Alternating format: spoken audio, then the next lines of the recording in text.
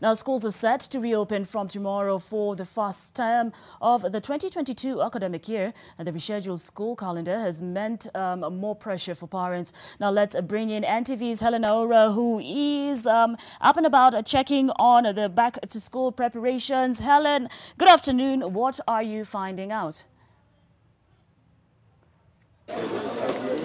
Well, Nina, we are at the Savanis Book Center here within Nairobi CBD, and as you can see behind me, it's a beehive of activities. As parents have showed up to do their last-minute shopping ahead of tomorrow's reopening of schools, and this is both primary and high schools as well. This not only marks a new term, but a new academic year for students, as this is term 1 of the year 2022.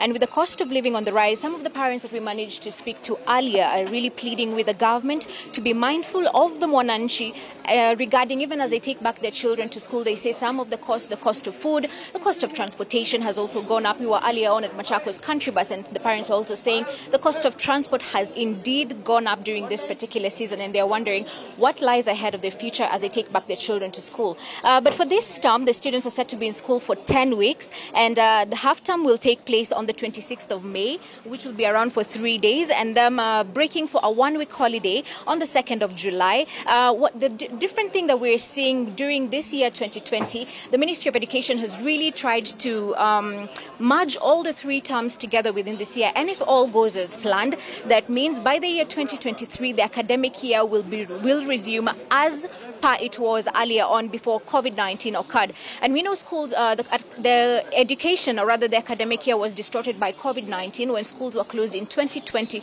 due to the pandemic. And maybe I can just interview some parents who are joining me, who are here, and just find out how the process has been for them. Hi, Mom, how are you? Maybe you could start with your names.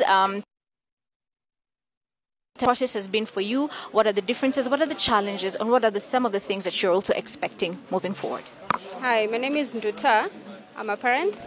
My child is going to PP1, and I would say that it's a bit hard, seeing that it's an end of the month. We have a lot of bills to pay, and on top of that, I have a list for PP1, which the list goes up to 6,000. I really I don't know what to react to this, because it is not what we were expecting. We thought maybe the books wouldn't go past 2,000, but now we have to part with 6,000. We haven't bought school uniform. We haven't paid school fees. So I would say CBC is okay. But it's also a bit expensive. We want it to remain, but if it can be a bit less costly for the parents, we'd really appreciate. Right. Thank you so much for your feedback. And I'm joined also by another parent, just real quick also, who'll just give us some input regarding this ongoing shopping. Hello, how are you? Maybe start with your name and tell us how the process has been for you. Thank you. My name is Oscar Lawrence. I'm a parent, and I'm here to buy books, exercise books and textbooks for my family. Yes. And is there any difference in terms of the costing that you're seeing this particular year? Great. A lot of things have changed. We are having a lot of stress for parents, because some of these books have gone double the price, and there's nothing you can do. Only to urge the leaders to make sure that they make the standard of life down, because if we cannot afford even books, then it becomes very difficult for us to survive. Yeah, because you ask yourself, will I buy the books? Will I buy the food? Will I buy the whatever? So it is not easy. All right. Thank you.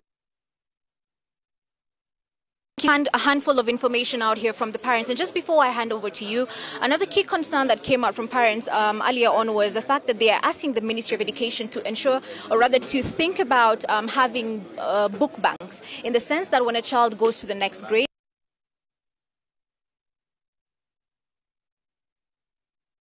can be able now to cut down on the cost of buying new books, considering the change of curriculum as well. But also the other things of concern remain to be the outlook for students in the ASAL counties. If they do resume school, will they be well cushioned against the ongoing drought that is being witnessed? And also students who come from the prone insecurity regions, such as in Baringo as well. We'll follow up to date on that, and we'll keep you posted. Back to you, studio.